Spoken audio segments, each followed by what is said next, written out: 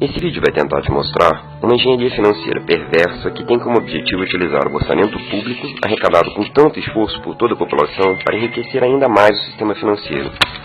O que está acontecendo está em vias de ser regularizado é semelhante ao que quebrou a Grécia. Tudo começa com a criação de uma empresa estatal não dependente. Esse tipo de empresa se enquadra em uma figura jurídica criada no último Código Civil, sociedade de propósito específico, que permite a participação de sócios privados e por isso é uma pessoa jurídica de direito privado, mesmo sendo uma estatal com ações majoritariamente do ente federado e por isso controlada por ele. Esse tipo de estatal não está sujeito à fiscalização dos órgãos de controle, como o Tribunal de Contas ou Controladoria, podendo contratar e dispor de bens sem licitação e remunerar seus administradores e funcionários sem limite, acima do teto do funcionalismo público. E o principal objetivo dessas empresas é fazer operações financeiras.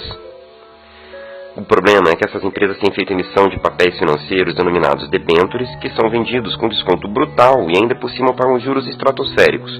Um verdadeiro filé cuja compra fica restrita para investidores privilegiados que já estão envolvidos nessas ações, pois não se faz anúncio dessa venda.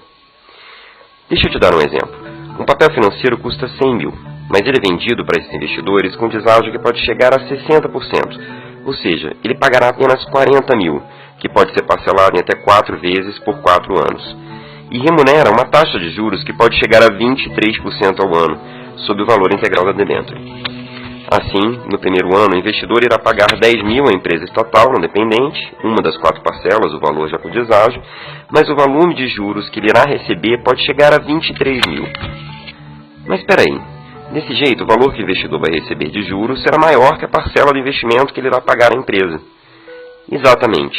Enquanto o investidor recupera seu investimento imediatamente com lucro estratosférico, a empresa estatal não dependente vai acumular um prejuízo enorme. Além disso, ainda terá que arcar com despesas de consultorias, remuneração de administradores, custos financeiros e administrativos, entre outros. E de onde vai vir tanto recurso para arcar com esse rombo? Você provavelmente já ouviu falar da Proposta de Emenda à Constituição PEC 241 de 2016, conhecida como a PEC do Teto, que irá congelar por 20 anos o conjunto de gastos e investimentos primários, como saúde, educação, segurança, entre outros serviços essenciais à população. Nossa, mas se hoje esses serviços já são escassos, imagina como vai piorar tudo com esse congelamento.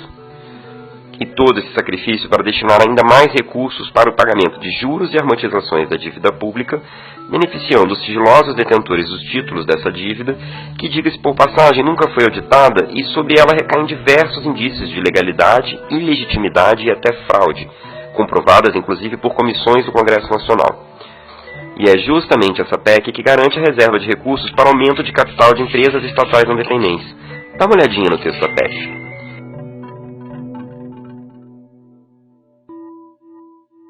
Espera, mas a lei de responsabilidade fiscal não impede o Estado de arcar com esses custos?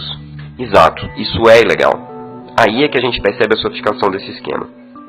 A garantia do ente federado para esse negócio não é feita através de um contrato padrão, justamente porque isso vai de encontro com a lei.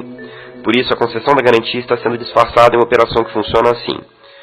O ente federado cederia direitos de créditos recebíveis para essas empresas em troca de debêntures subordinadas, que é um outro tipo de debênture que não pode ser comercializada, servindo apenas para formalizar a garantia concedida pelo ente federado. Veja bem, o texto desse negócio deixa claro que a cessão que o Estado está fazendo é simplesmente dos direitos de créditos recebíveis. Os créditos em si continuam sob tutela dos órgãos competentes, que são as procuradorias dos entes federados, que seguem arcando com todos os ônus e dificuldades do processo de cobrança desses recebíveis. E o grande problema é que esses recebíveis se referem aos créditos autônomos. E aí é preciso entender que a dívida ativa constitui a maior parte desses créditos. Para quem não sabe, a dívida ativa é o volume de tributos e outros créditos devidos à União, Estados e municípios, sendo que apenas uma pequena parte desses créditos conseguem ser arrecadados. Em sua maioria, ela corresponde a créditos incobráveis, pois são devidos por contribuintes que não têm como pagar seus débitos, tais como empresas falidas, não encontradas ou que nunca existiram de fato. Por isso, a maior parte é considerada podre, isso é, não possui a menor chance de ser arrecadada. O esquema fraudulento que os projetos em andamento no Congresso Nacional visam legalizar parte justamente dessa ilusão de que se trataria de um grande negócio para os entes federados que conseguiriam vender essa dívida, tipo podre, para alguém que pagaria até 40% de seu valor.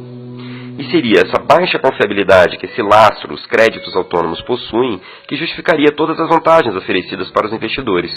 O deságio, o parcelamento, os juros altíssimos, sendo que, na verdade, esses privilegiados estão levando todas essas vantagens sem correr risco nenhum, já que essa operação com as debêntures subordinadas tornaria o ente federado garantidor, ou seja, obrigado a honrar essa garantia, arrecadando ou não os créditos autônomos. É um verdadeiro cavalo de Troia. E esse negócio já foi implantado em alguns estados e municípios. Esse esquema entrou no país por meio de consultorias especializadas que contam com técnicos que possuem pedigree do FMI, e ao observarmos os quadros dessas consultorias, percebemos que os mesmos têm ocupado posições relevantes nas empresas públicas não dependentes e até mesmo nas secretarias de fazenda diretamente vinculadas à implantação dos esquemas. Já existe manifestação expressa do Ministério Público de Contas no sentido da ilegalidade desse tipo de negócio.